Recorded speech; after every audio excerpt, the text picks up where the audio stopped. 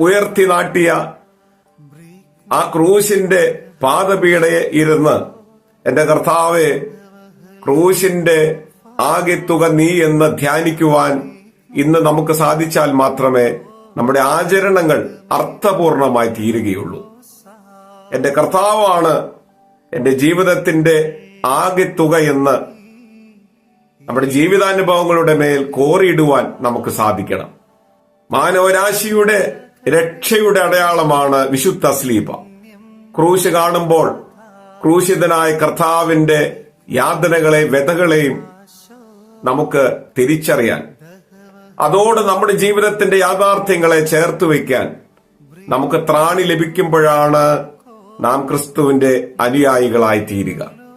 ചരിത്രം പരിശോധിക്കുമ്പോൾ മഹാന്മാരുടെ മരണങ്ങളെല്ലാം വലിയ നഷ്ടങ്ങളായിരുന്നു. ഇപ്പോഴും നമുക്കറിയാം,